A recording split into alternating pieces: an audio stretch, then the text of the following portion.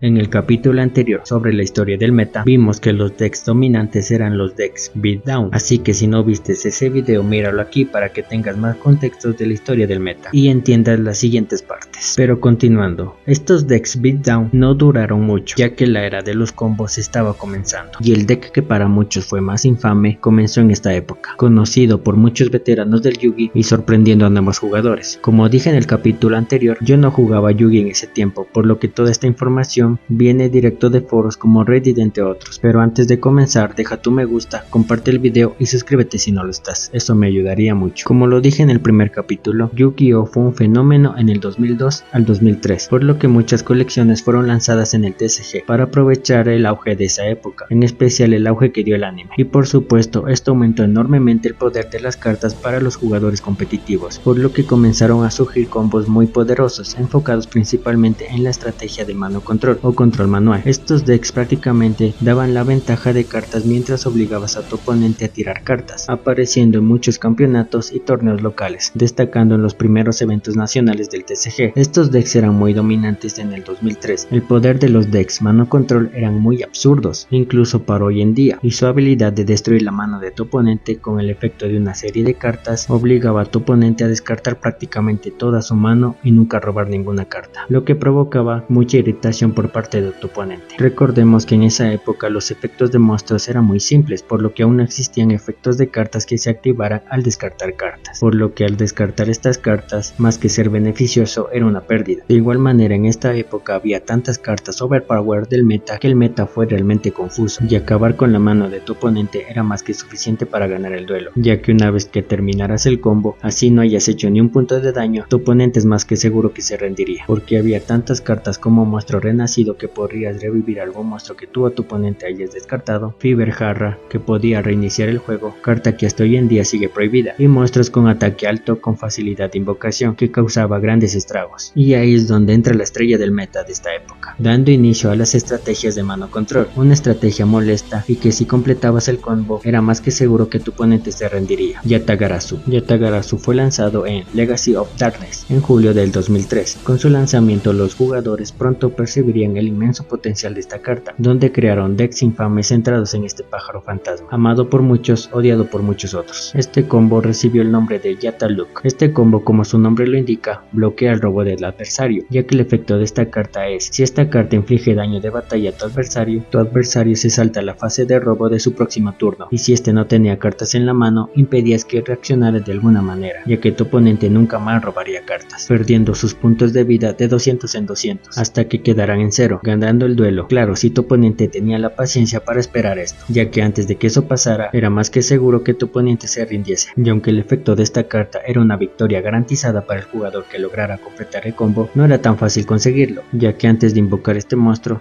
tenías que destruir la mano de tu adversario. Tal vez te preguntes que sería más fácil usar el dragón emperador del caos, ya que es mucho más fácil de invocarlo y un efecto mucho más devastador, pero este dragón aún tardaría un poco en llegar, y aunque acabara con la mano de tu oponente, ya había decks que brillaban con Yatagarasu. El primer juego de cartas que se usaba para destruir la mano de tu oponente fueron un trío de cartas mágicas que actualmente están prohibidas. Las cartas eran Dúo Delincuente, el Centinela Energético y Confiscación. El Centinela y el Dúo Delincuente se convirtieron en cartas que prácticamente estaban en todo deck, ya que en ese tiempo no había ningún problema con estas cartas, y para apoyar estas tres cartas la mayoría de jugadores de mano control también usaban por lo menos una maga de fe. Y otras cartas usadas para acabar con la mano de tu oponente fueron dos monstruos que salieron en la colección de Yu-Gi-Oh! Paranoic Guardian. Era el líder de los escorpiones negros, Don Salón, y el segador del espíritu. Eran monstruos que descartaban la mano de tu adversario cuando infligían daño de batalla, y además el efecto de Don Salón tenía otro efecto alternativo. El primero era que tu oponente debía descartar una carta, y el otro era de mandar dos cartas de la parte superior del deck al cementerio, haciendo que este último efecto deje sin deck a tu oponente. Y en cambio el segador del espíritu, aparte de su efecto de descartar cartas, tenía otro efecto extremadamente poderoso para la época, y era que no podía ser destruido en batalla, que prácticamente eso era un terror para los decks beatdown, que dependía mucho de la destrucción por batalla, ayudando a que estos decks se dejaran de usar y perdieran fuerza en el meta.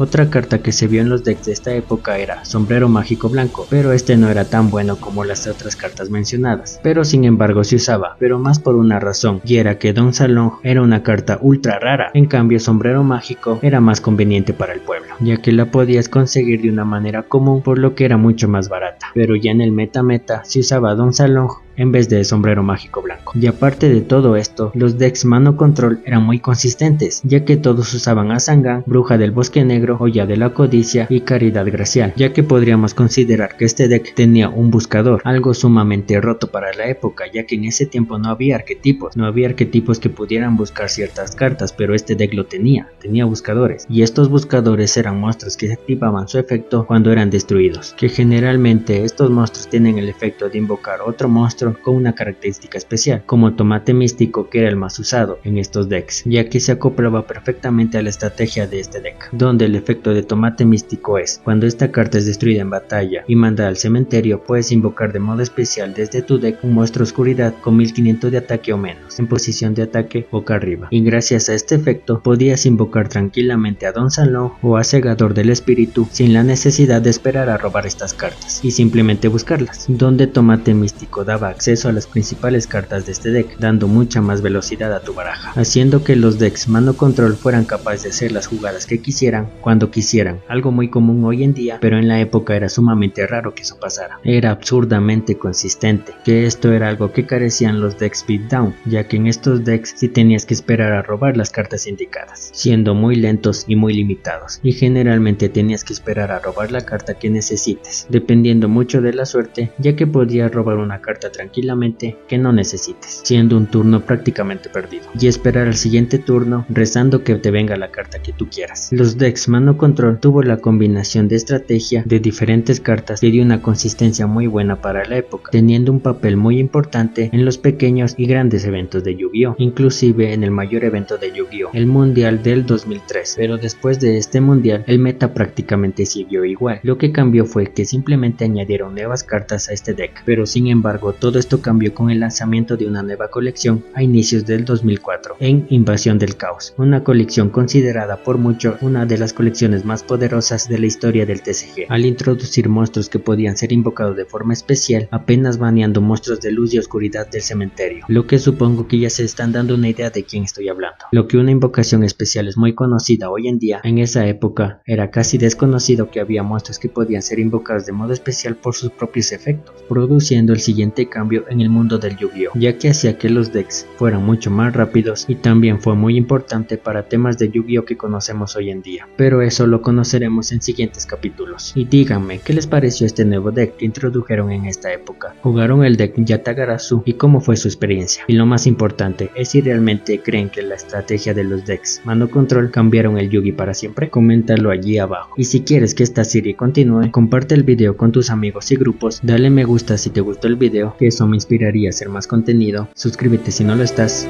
Adiós.